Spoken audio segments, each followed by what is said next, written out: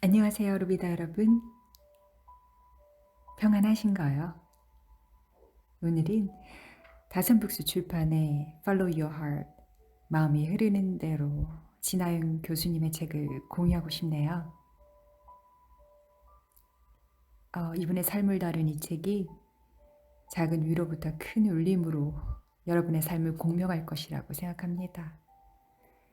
프롤로그 먼저 읽어볼게요. 내 인생이 계획대로 순조롭게 흘러가고 있구나. 매일 아침 일어나 이렇게 말할 수 있는 사람이 세상에 얼마나 있을까? 내 인생 역시 예기치 않은 일과 수많은 반전으로 점철되어 있었다. 어릴 적부터 나는 햇살이 쨍쨍한 맑은 날을 사랑했다. 그 밝은 기운에 내 기분도 절로 좋아지곤 했으니까. 비 오는 날을 좋아하는 사람도 있다지만 나는 그런 날은 칙칙하고 어두워서 싫었다. 마치 소풍날을 기다리는 아이처럼 내일도 따스한 햇살이 세상을 감싸주길 바랬다. 그런데 뒷마당에 상추와 오이, 파와 호박 등을 심고 기르기 시작하면서 처음으로 비 오는 날을 기다리게 되었다. 비가 생명을 풍성하게 한다는 것을, 그렇기에 어떤 생명에게는 비 오는 날이 곧 선물이 될 수 있음을 배웠기 때문이다. 그래, 매일 화창하기만 하고 비 한 방울 내리지 않는 곳은 황량한 사막이 아니던가. 그리고 한없이 맑고 화창할 줄만 알았던 내 인생에 거친 회오리 바람과 강한 폭풍우가 몰아치고 나서도 비슷한 사실을 깨달았다. 내 삶에 갑자기 해가 뜨지 않아 왜 나에게 이런 불행이 닥친 걸까 하며 원망하고 싶었을 때, 그때가 바로 메마른 내 생명을 풍성하게 해주는 비 오는 날이었음을 느낄 수 있었다. 대략 3년 전이었다. 만 41세 생일을 앞둔 하루 전날, 쉴 틈 없이 달려오던 내 인생을 180도 오해하게 만든 지금까지도 믿기 어려운 일이 일어났다. 몸살과 같은 근육통과 오한을 앓은 이후 나는 이름 모를 병에 시달리기 시작했다. 몇 달 만에 증상이 급속히 악화되더니 결국 잠시 앉아있거나 서 있는 조차 힘든 지경에 이르렀다. 늘 에너지 넘치고 활동적이었던 나의 삶은 마치 햇살에 안개가 걷히듯 한순간에 눈앞에서 사라지고 말았다. 그렇게 현저히 달라진 내 삶에 적응하면서 앞으로 어떻게 살아갈 것인가를 다시금 고민할 수밖에 없었다. 그 고통스러운 시간을 보내고 그제야 나는 안개가 걷히고 보이는 것들이 내 인생에서 참으로 중요하고 또 더욱 가치 있는 것이란 사실을 깨달았다. 그때부터 병을 마주하고 반추해본 내 삶의 궤적과 거기에서 깨달은 것들을 하나둘 적어내려가기 시작했다. 내 삶이 가차없이 중단되어 절망했을 때, 그건 너무 바쁘게 살아왔기에 엄두도 내지 못했던 작가라는 일에도 이렇게 도전해보게 되었다. 가장 처절하고 절박했던 순간들이 내 인생에서 가장 특별한 창작품을 낳게 한 셈이다. 나라는 사람이 신의 창조물이라면 내 삶은 내가 만드는 창조 작품이다. 삶이라는 큰 바위를 받침대에 올려두고 매일 조금씩 정으로 쳐 깎아 나가는 손에 굳은 살이 가득한 그 장인이 바로 나인 것이다.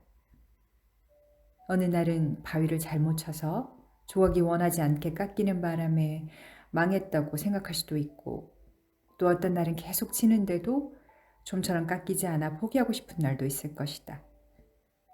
치면 칠수록 내가 원하는 이미지와는 다르게 되는 것 같아 속상하고 실망스러울 때도 있다.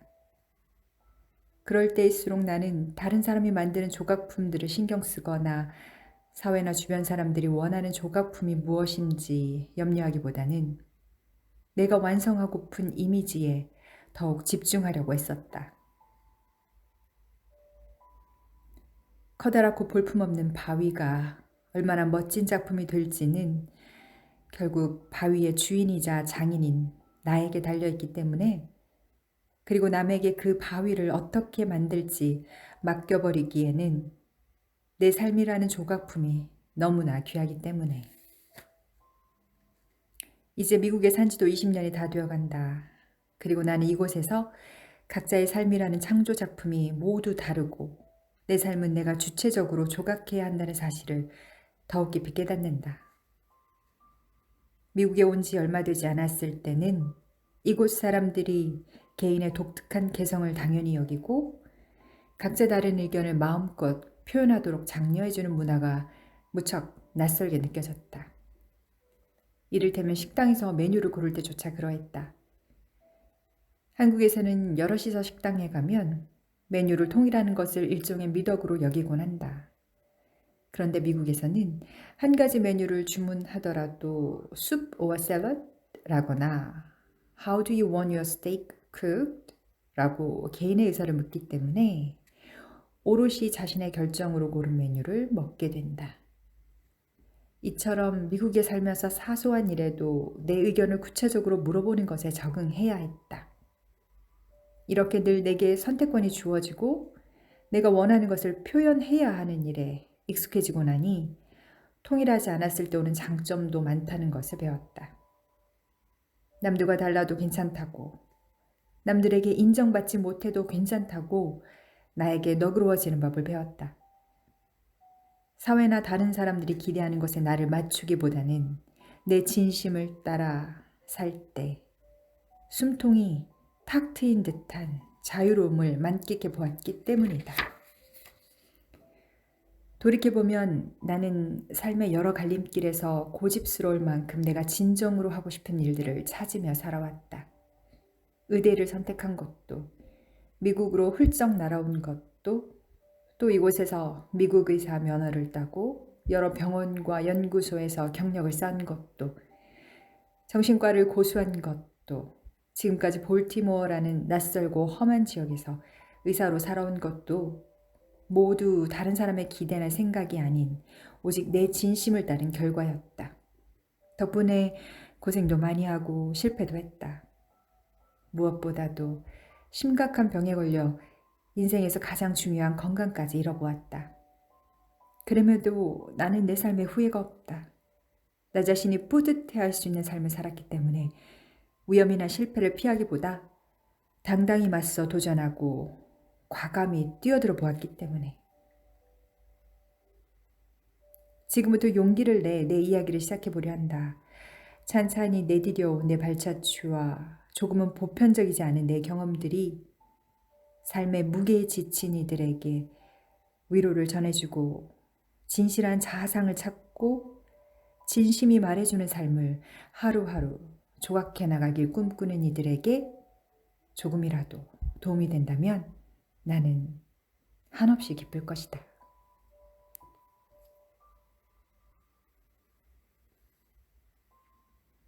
가장 어두운 밤일지라도 언젠가는 그 끝이 오고 해는 떠오르고 말 것이다.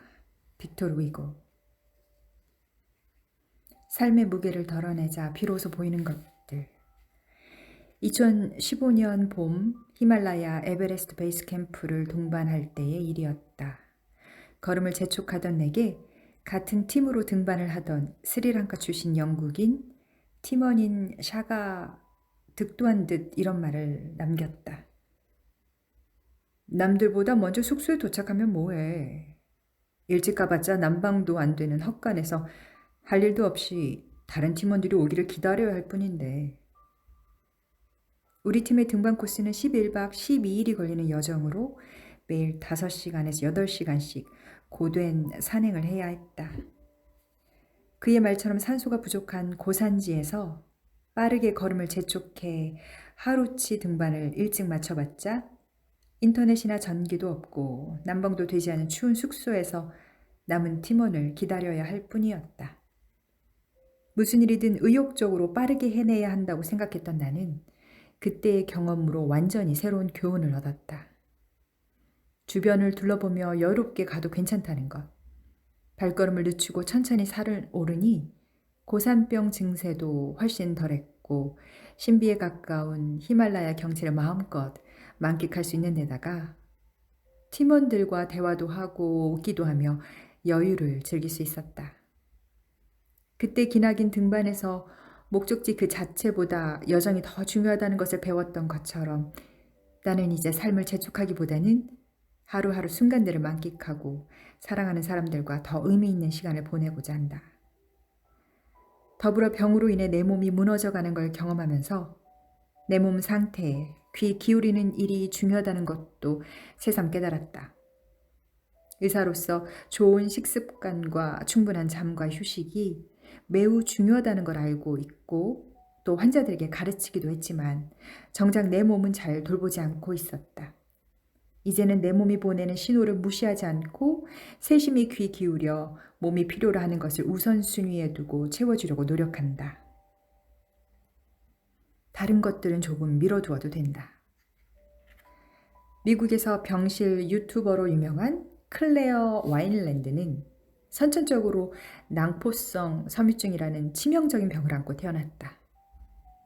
그녀는 이 병으로 10대 때부터 산소통을 끌고 다니며 생활해야 했고 인생의 4분의 1 가까이를 병원에서 보내야 했지만 병원 생활을 오히려 즐기려 노력했고 유튜브를 통해 병실의 삶을 중계하기 시작했다. 그녀는 병과 함께하는 삶이 결코 건강한 삶보다 못하지 않다는 걸 알렸고 오히려 병과 고통이 있으므로 더 의미 있는 삶을 살 수 있다고 말했다. 유명해진 후 환자들과 가족들을 경제적으로 도와주는 비영리 기관을 설립해 자신이 깨달은 귀중한 삶의 의미를 사람들에게 전하기도 했다. 인생이란 그 의미가 그저 건강하고 행복하게 사는 것이 아니라 자기 자신이 뿌듯해할 수 있는 삶을 사는 것이다. 그녀는 새 허파를 받아 건강한 삶을 살 수 있다는 설렘을 안고 폐 이식 수술을 받았지만 안타깝게도 깨어나지 못하고 21세의 젊은 나이에 자신의 장기들을 기증하고 세상을 떠났다. 이렇듯 그녀는 병과 고통으로 점철된 짧은 생을 살다 갔지만 그 누구도 그녀의 삶을 의미 없다거나 실패했다고 말하지 못한다. 그녀는 고통받는 사람들에게 용기를 북돋아 주었다. 그러한 삶이 오히려 더 의미 있고 뿌듯한 삶이라는 메시지를 남겼다. 나 역시 이제는 내 병을 이기고 완전히 다 나아서 예전의 일상을 되찾겠다는 집착을 버리기로 했다. 그보다는 병으로 인해 달라진 내 삶을 소중히 여기고 순간순간의 의미를 되새기면서 살고자 한다. 인생은 과거나 미래가 아닌 현재를 사는 것이다. 지금 당장 힘들고 갑갑하고 아파서 서러울 때도 많지만 다른 사람이 아닌 내 스스로가 뿌듯해할 수 있는 삶을 살아가려고 한다. 오스트레일리아의 호스피스 간호사였던 브로니 웨어는 내가 원하는 삶을 살았더라면 이라는 책에서 죽어가는 사람들이 말하는 5가지 후회 중 하나가 일만 너무 열심히 했다는 것이라고 했는데 나 역시 그 말에 전적으로 동의하게 되었다.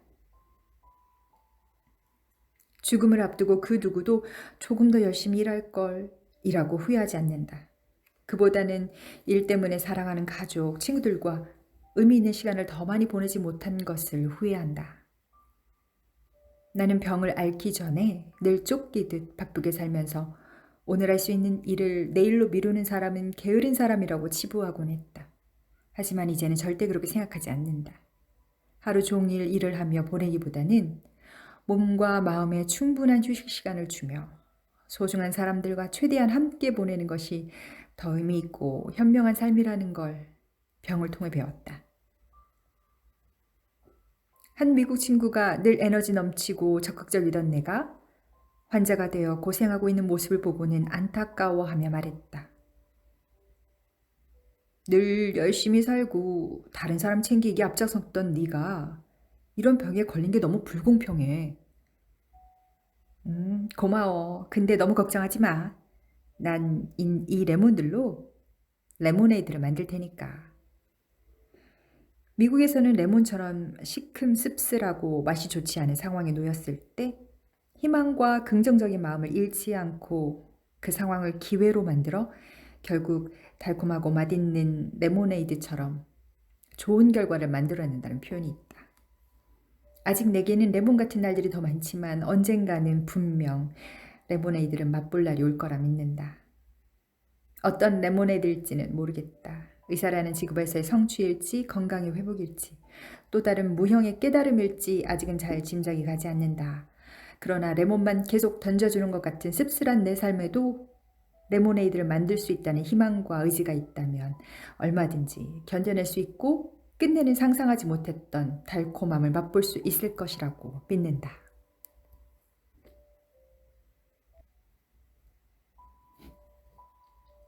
남보다 나를 더 존중해야 한다는 것. 남녀 관계나 결혼 생활에서 보면 성별에 대한 사회적인 기대치나 성 역할이 정해져 있는 경우가 많다. 아이는 엄마가 키워야 한다든가, 힘을 쓰거나 물건을 고치는 일은 남자가 해야 할 일이라든가, 요리나 청소는 여자의 몫이라든가 하는 것들 말이다. 그러나 이렇게 서로의 역할을 성별에 따라 나누다 보면 서로 간의 서운함과 불만이 쌓이기 마련이다. 사실 혼자 살 때에는 이런 기대치로부터 영향을 받지 않은 채 자유로운 삶을 살았다. 병원 생활이 너무 바빠 요리를 할 틈조차 없었고 애초에 그럴 관심과 마음도 없었다. 일을 할 때도 남자 직원들에게 기대는 일 없이 육체적으로 힘이 필요한 일이든 당직이든 내가 더 앞장서서 해내곤 했다. 그런데 결혼을 하고 나니 이상하게도 마음이 달라졌다. 남편이 늦게까지 일하고 들어오는 날에는 더 일찍 퇴근한 내가 저녁 식사 정도는 차려야 하는 것 아닌가 하는 생각이 슬쩍 들기 시작했다. 이래서 보고 배우고 자라온 환경 그리고 사회적 기대치가 정말 무서운 것이다. 남편이 원한 것도 아니고 시부모님이 강요한 것도 아닌데 나도 모르게 일을 하고 들어와 녹초가 된 상태에서도 남편에게 밥을 해줘야 한다는 통념에 따라 행동하고 있었다. 나는 혼자 살 때부터 정말 알아주는 요리 바보였다. 요리에는 유독 서툴러서 장을 보고 재료를 다듬고 무언가를 만들어내는데 남들보다 몇 배의 시간이 걸렸다. 그런 내가 힘겹게 저녁 식사를 차렸는데도 남편은 맛이 없다며 불평만 늘어놓곤 했다. 이후에 남편은 내가 저녁을 해놓았다고 하면 집에 오는 길에 맥도날드에 들려 햄버거를 먹고 왔다. 고 털어놓았다. 내가 해준 저녁 식사가 먹기도 힘들 만큼 맛이 없었나 보다. 당시에는 남편이 얼마 먹지도 않는데 왜 이렇게 살이 찌나 고민했는데 알고 보니 저녁을 2번 먹고 있었던 것이다. 그러니 남편은 대체 왜 적성에도 안 맞는 일로 스트레스를 받느냐, 그냥 밖에서 먹거나 시켜 먹자는 말을 했고 그때마다 나는 내 정성과 노력을 몰라주는 남편에게 섭섭한 마음을 감출 수 없었다. 생각해보면 남편의 말은 하나도 틀린 게 없었다. 나 역시 남편만큼 바쁘게 일하는 사람이다. 2사람 다 한 끼 여유 있게 챙겨 먹기도 어려울 만큼 정신없이 하루를 보낸다. 게다가 요리 솜씨만 놓고 보면 나보다 남편이 훨씬 나았다. 그러니 굳이 논리적으로 따져보면 내가 요리를 해야 할 이유도 필요도 전혀 없었다. 청소나 빨래도 마찬가지였다. 결국 아무도 집안일을 요구한 적이 없는데 사회나 문화적 통념이 주는 암묵적인 강요 탓에 나는 아무런 비판의식 없이 이를 고스란히 받아들이고 혼자 괴로워했던 것이다. 발병하기 전까지 이런 의미 없는 수고는 계속됐다. 정말 소질없는 살림이라도 내 손으로 해보려고 애를 썼다. 처음이니까 못하는 거야. 계속하다 보면 분명 늘 거야. 하는 생각을 되뇌며 소위 말하는 아내의 역할을 수행하려 했었다. 그러나 병이 난 후에는 체력이 완전히 바닥났고 요리와 청소는 내 삶의 우선순위에서 밀려나게 되었다. 그래서 복직한 후에는 남편에게 선언했다. 나 이제 요리해보려고 노력하지 않기로 했어. 내 마음을 아는지 모르는지 남편은 이제 더 이상 맛없는 음식을 먹지 않아도 된다는 안도감에 오히려 좋아했다. 요리를 하고 몇 번이나 가스불을 끄지 않아 집을 날려먹을 뻔한 이력도 있었던 터라 그는 얼른 좋은 생각이야 라고 말하며 내 결정을 지지해 주었다. 그 일을 계기로 나는 나의 소중한 에너지를 괴로운 일에 쓸 필요가 없다는 사실을 분명히 깨달았다. 지금 우리 부부는 각자 자신의 빨래는 알아서 하고 청소는 로봇 청소에게 맡긴다. 바닥을 닦는 일은 남편의 몫이고 음식은 좋아하는 식당에서 먹고 들어오거나 15분만 끓이면 되는 레토르트 요리를 사서 집에서 뚝딱 해결한다. 가끔 시댁 손님이 오는 날에는 남편이 요리한다. 우리 시어머니 내가 밥을 잘 안 차려줘서 남편 머리가 벌써 빠진다고 못마땅해 하시는 것 같기도 하지만 이런 삶을 산다고 해서 내가 형편없는 아내인 것도 남편이 성인 군자인 것도 아니라 우리는 그저 서로의 상황과 능력에 맞춰 서로가 잘할 수 있는 일을 해낼 뿐이다. 한국에서 가정 내에서 아내와 엄마의 희생을 당연하게 여기는 성향이 미국보다 더 강하게 깔려 있는 것 같다. 그런데 그런 희생을 계속하다 보면 상대는 이를 고마워하기는커녕 그것을 당연시하고 심지어 점점 더 큰 희생을 요구하게 된다. 그러니 희생을 하는 주체는 이렇게 생각해 볼 필요가 있다. 자신이 계속 누군가를 위해 일방적으로 희생하는 것은 내가 나의 가치를 중요하게 생각하지 않는다는 신호를 상대방에게 계속 보내는 것이나 다름없다고. 그러니 상대방 역시 자연스럽게 나의 가치를 존중하지 않는 것이라고 말이다. 우리 부부도 그럴 때가 있었다. 주말마다 볼티모어에서 알렉산드리아까지 남편 집으로 왕복 4시간씩 운전을 하다 보니 슬슬 몸이 지쳐가기 시작했다. 운전도 운전이지만 두 집에 내 짐이 나뉘어 있으니 매번 짐을 쌌다 풀었다 하는 것도 만만치 않게 고된 일이었다. 결국 나는 남편에게 넌지시 이사를 권했다. 주말에 왔다 갔다 하는 게 너무 힘든데 우리 서로 직장에서 1시간 정도 거리에 있는 곳에 집을 얻는 게 가장 좋지 않겠어? 왜 그렇게 어렵게 생각해? 매번 짐을 싸는 대신 소지품을 2개씩 싸서 각각 집에 놔두면 되잖아. 그리고 주말에 정 피곤하면 매번 오지 않아도 돼. 남편은 자신에게 유리한 현재 상황을 가급적 바꾸지 않는 방향으로 의견을 몰아갔다. 나는 내 시간과 에너지를 쏟아 우리 부부의 관계를 힘겹게 유지하고 있었지만 시간이 갈수록 남편은 이런 나의 수고를 당연하게 여겼다. 그러다가 내가 병이 걸린 후 운전이 거의 불가능해지자 이번에는 하는 수 없이 급하게 임시로 볼티모어와 꽤 가까운 곳에 집을 얻었다. 장거리 출퇴근을 몸소 경험하고 나서야 비로소 남편은 중간 지점에 집을 얻자는 내 의견을 따라주며 시급히 집을 보러 다녔다. 영어 표현 중에 You teach people how to treat you. 사람들이 너를 어떻게 대할지는 내가 가르치는 것이다 라는 말이 있다. 즉 어떤 사람이 나를 하찮게 대한다면 스스로가 먼저 나를 그렇게 대우하는 것을 받아들일 수 없다라는 신호를 명확하게 상대방에게 보내야 한다는 뜻이다. 만약 그러지 않으면 속으로 불평만 하고 있다면 나를 그렇게 무가치하게 대도 괜찮으니 계속 그렇게 해도 된다라고 상대에게 허락하는 것과 같다. 나의 수고와 시간은 아무렇게나 써도 되는 무료 서비스가 아니다. 그런데 내가 나의 가치를 스스로 존중하지 않고 마치 무료 서비스처럼 계속 상대방에게 일방적으로 제공하다 보면 나의 수고는 점점 무가치해지기 마련이다. 정신과 의사인 나조차도 이러한 점을 깨닫기까지 꽤 오랜 시간이 걸렸다. 내 아버지는 화가 날 때면 목에 핏대를 세운 채 동네가 떠나가도록 가족에게 고함을 지르는 사람이었다.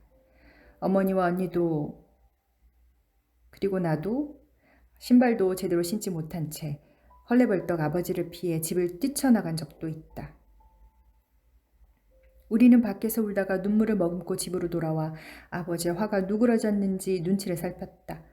지금에서야 나는 그때 어머니가 아버지에게 그런 대우를 절대 용납할 수 없고 우리는 그런 상황을 참지 않겠다는 신호를 강하게 주지 못했던 것이 도리어 계속 우리를 그렇게 대해도 된다라는 허락의 신호를 준 것이나 마찬가지였음을 깨달았다. 지금도 나는 남편과 다툴 때 목소리가 커지는 상황을 매우 싫어한다. 남편은 부부가 싸우다 보면 목소리가 커질 수도 있지 않느냐고 항변했지만 나는 남편에게 절대 나에게 소리를 지르지 말라고 명확하게 요구했다. 또 소리를 지른다면 지금 당장 이 자리를 떠나겠다고. 내가 나를 그렇게 소리 질러도 되는 대상으로 계속 두지 않겠다고 말했다. 실제로 나는 남편이 다시 한번 소리를 지르면 집을 떠날 마음의 준비가 되어 있었다.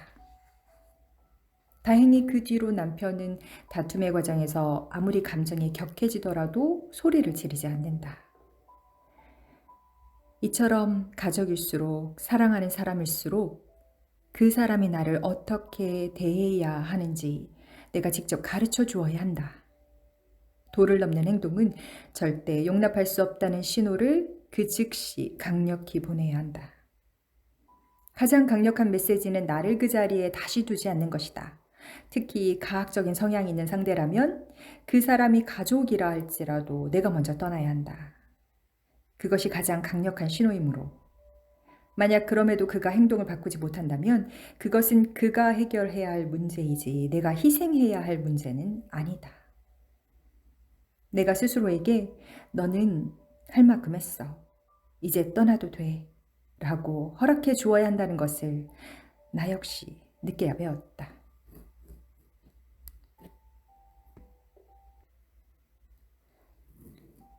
생각하는 대로 삶이 흘러간다는 것. 최근에 나는 남편과 마이애미에 다녀왔다. 워싱턴에서 출발한 뒤 샬럿 더글라스 공항을 경유해 마이애미에 도착하는 일정이었다. 그런데 경유하는 공항에서 비행기를 갈아탈 때 그만 일이 터지고 말았다. 갈아탈 비행기를 기다리는 2시간 사이에 노트북이 든 컴퓨터 가방을 잃어버린 것이었다. 얼마 전에 무려 400만 원 가까이 주고 산 새 노트북이었고 거기에는 강의에 필요한 자료도 많이 저장되어 있었다.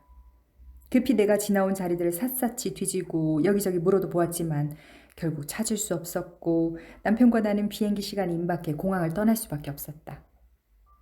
노트북을 잃어버린 나 자신보다 더 크게 화가 난 남편을 달래며 말했다. 누가 내 노트북을 주었다면 당연히 분실물센터에 줬을 테니 곧 연락이 올 거야. 걱정 마.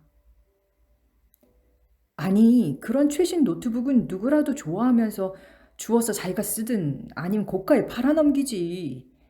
당신 너무 비현실적으로 좋게만 생각하는 거 아니야?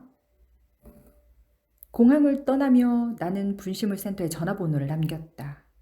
남편은 끝까지 나의 그러한 믿음을 못마땅해 했다. 아니, 당신은 어떻게 그렇게 컴퓨터를 찾을 수 있을 거라 확신해? 앞으로 물건 좀 잊어버리지 않게 주의해. 아프기 전까지만 해도 나는 세계적으로 손꼽히는 빈곤 국가나 위험하다고 하는 지역들을 많이 여행했다. 그곳에서도 나는 내가 만나는 그 지역 사람들이 나를 해할 것이라고 생각하며 무작정 그들을 경계하지 않았고 실제로 많은 도움을 얻기도 했다. 이 세상에는 온통 믿을 수 없는 사람들 뿐이라는, 그래서 모든 걸 조심해야 한다고 말하는 사람과 반대로 올바르고 선한 사람이 더 많으니 너무 겁내지 말고 일단 부딪혀보라고 말하는 사람이 있다고 가정해보자. 전자의 경우 자신의 경험을 가장 안전한 경우의 수로만 제한하기 때문에 대체로 무사한 삶을 살아갈 것이다. 그러면서 자신의 주의 때문에 위험한 일을 피했다고 생각하며 계속 자신의 부정적인 세계관을 더욱 확고히 다져갈 것이다. 반대로 후자의 경우는 전자에 비해 이런저런 일을 많이 겪을 것이다. 때로는 위험에 빠지거나 불가능해 보이는 일에 도전하느라 진을 빼기도 할 것이다. 하지만 그러면서 동시에 모든 일이 서로 도우면 잘 해결되기도 한다는 걸 경험하고 자신의 긍정적인 세계관을 더 단단히 확립해 나갈 것이다. 사람의 생각에는 현실을 제어하는 큰 힘이 있다.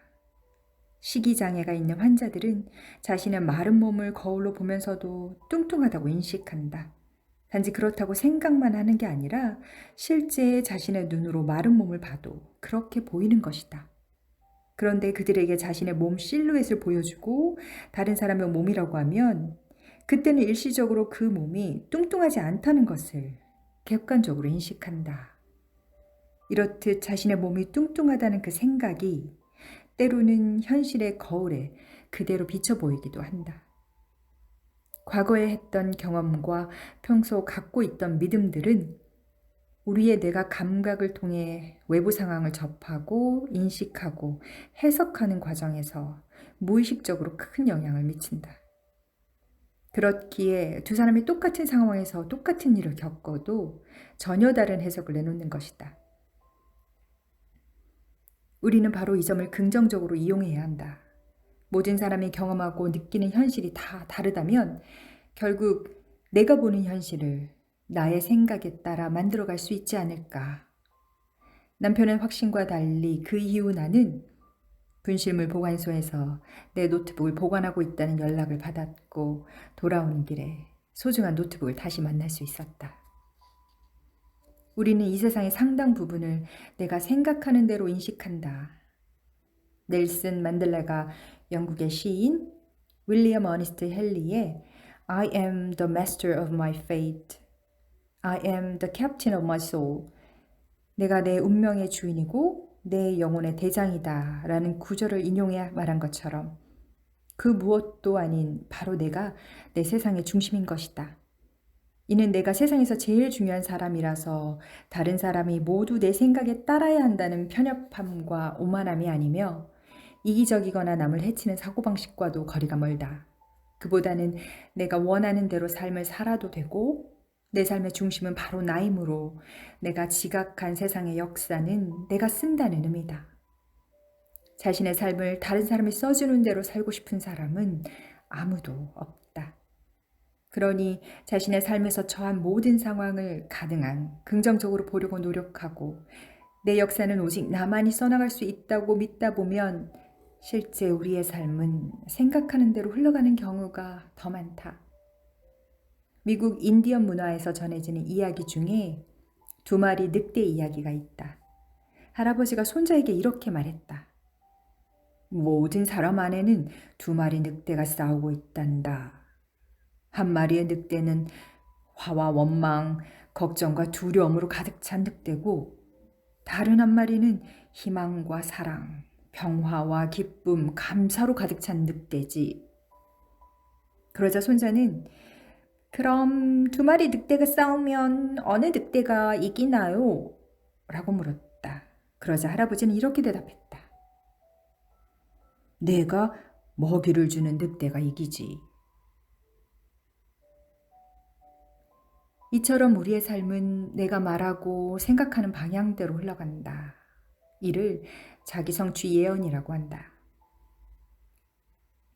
그러니 내가 쓰고 싶은 내 세상의 역사를 긍정적으로 생각하면서 그렇게 생각하는 대로 점점 가까워지는지 실험하고 경험해 본다면 우리 삶은 더욱더 흥미롭고 아름다워지지 않을까.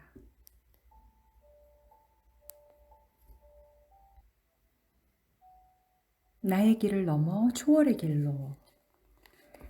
사실 자기 실현이 인간이 가질 수 있는 최상의 욕구라 말한 매슬로 본인도 말년에 가서는 반전된 생각을 보이며 자기 실현보다 더 상위의 욕구가 있다고 자신의 이론을 수정했다. 매슬로는 그가 죽은 뒤 출판된 글에서 자기 실현보다 상위의 욕구인 자기 초월을 이렇게 설명했다. 자신의 진심에 집중하며 자기를 중심에 놓고 사는 삶을 넘어서서 이타심, 영적 각성, 서로 하나됨 같은 나를 초월하는 가치에 집중할 때 다다를 수 있는 경지라고. 즉 남들로부터 자유로워진 참된 나를 찾은 후에 오는 심지어 나 자신으로부터도 자유로워질 수 있는 그야말로 진정한 초월의 경지를 이르는 말이었다. 그런데 이러한 자기 초월의 개념은 매슬로와 동시대인이던 오스트리아 신경정신과 의사 빅터 프랭클이 이미 늘 강조해 오던 것이었다. 더 나아가 프랭클은 인간이란 근본적으로 자기 초월적인 존재이기 때문에 저절로 자기 밖으로 주위를 돌리게 되어 있다고도 말했다. 어쩌면 가난에서 벗어나 부자가 되겠다는 목표를 자기 실현이라 믿으며 이기적이라고 할 만큼 평생 한눈 팔지 않고 달리시던 내 아버지에게도 자기 초월의 의지가 잠재해 있었던 것이리라. 그래서 자신을 희생하다시피 하는 환경에서도 타인을 생각하며 공장문을 닫지 않으신 것이리라. 또한 프랭클은 자기 실현이란 내가 그 실현을 쫓아 노력할 때 이루어지는 것이 아니라 오히려 내가 아닌 타인을 위해 무언가를 할 때나 타인에게 사랑을 줄 때에, 즉 자기 초월을 향해 갈 때에 부수적으로 이루어지는 것이라고 했다. 마치 부산물이 나오듯 말이다. 이렇듯 우리가 자신만을 위해 열심히 살아갈 때는 다 채우지 못하는 더 높은 상위의 욕구가 더불어 살아가는 이들에게 인정의 손길을 뻗칠 때야 비로소 채워지는 것 같다. 그렇다면 나의 마음속 빈자리는 어떻게 채울 수 있을까? 한참 궁리해보다가 이런 생각에 이르렀다. 내가 부모를 잃은 아이들을 위해 무언가를 해줄 수 있으면 되겠구나. 나는 그토록 부모가 되고 싶었으나 아이를 갖지 못했다. 반대로 그 아이들은 간절히 부모를 원했지만 부모가 곁에 있어주지 못했다. 그래서 얼마 전부터 나는 캄보디아에서 조부모와 함께 살고 있는 두 여자아이를 후원하기 시작했다. 처음 그 아이들의 사진을 받았을 때는 내가 그 아이들의 삶에 조금이라도 보탬이 될 수 있다는 생각에 가슴이 뭉클해졌다. 앞으로도 어떤 형태가 될지는 모르겠지만 소아정신과 의사로든 봉사자로든 후원자로든 임시 부모로든 내가 부모를 잃은 아이들에게 힘이 되어줄 수 있는 존재가 될 수 있다면 마음속의 빈자리가 채워질 수 있으리란 생각이 든다. 내 나이 이제 44이니 나는 인간 평균 수명의 반 남짓을 살았다고 볼 수 있다. 내 인상 전반을 살펴보면 어딘가 모르게 어수선하고 늘 허둥거리고 여러모로 부족함이 많은 내 주변에 또 내 삶 구석구석에 나를 진심으로 도와주었던 손길들이 늘 끊이지 않고 있었다. 나답게 길러주신 부모님부터 늘 친구가 되어준 언니, 문제집 살 돈도 없던 내게 샘플 문제집을 주시던 학창시절 선생님들, 어렵고 힘든 의대 공부를 서로 나누어 하며 형제자매처럼 지낸 의대 동기들, 평생 의사로서 되새길 교훈을 심어주신 의대 은사님들, 미국에 와 처음으로 혼자 살았을 때 가족처럼 챙겨주던 동료 의사들, 외국인인 내가 뒤처지지 않게 배려하고 도와주던 미국 레지던트 동기들, 좋은 정신과 의사로 성장하도록 수련해 주신 UNC 교수님들, 성숙한 교수로 성장하도록 이끌어준 존스 홉킨스와 케네디 크리거의 상사들과 멘토들, 이렇게 별난 그리고 아픈 아내를 떠나라 해도 떠나지 않고 계속 옆에 있어준 공 같은 남편까지 다 열거하기에는 지면이 부족할 만큼 많은 사람들이 있었기에 남편이 말했던 나는 기적처럼 여기까지 왔다. 이제 나는 인생의 후반전을 앞두고 있다. 이제껏 살아오는 동안 빚을 진 사람들과 또 내가 앞으로 만나게 될 사람들 그리고 나의 글을 통해 만나게 될 수많은 사람에게 내가 받아온 도움을 베풀며 내가 진 빚을 조금씩 갚아나갈 수 있다면 나의 삶을 자기 실현과 자기 초월을 이룬 삶이라고 부를 수 있건 없건 더 이상 바랄 것 없이 만족스럽고 행복할 것 같다. 그리고 세상을 떠나게 될 그날, 아쉽지만 내 인생, 내 마음이 흐르는 대로 정말 잘 살다 간다고 흐뭇하게 할 수 있기를 간절히 바란다. 깊이 사랑받고 깊이 사랑하며 도움을 주고 도움을 받으며 한껏 나누며 살았다고 말할 수 있기를 바란다. 또 두렵거나 어렵다는 이유로 내가 하고 싶은 일들을 피하지 않고 뛰어들어 마음껏 했으니 그 끝에 여한이나 후회가 없기를 바란다. 그리고 나는 남편에게 이렇게 당부해 두었다. 혹시라도 내가 먼저 간다면 내 장례식에는 다들 검은색 정장이 아닌 자신이 가장 좋아하는 옷을 입고 와서 슬픈 음악이 아닌 행복하고 평안한 음악이 흐르는 가운데 나와 함께 했던 시간들을 기억하며 추억을 나누고 누가 뭐라 하든 개의치 말고 마음껏 웃고 즐기다 갈 수 있게 하라고. 내 죽음을 슬퍼하는 시간이 아니라 내가 살고 간 나의 거칠고도 소중한 하나뿐인 삶을 축하해주는 시간을 갖기를 간절히 바란다고.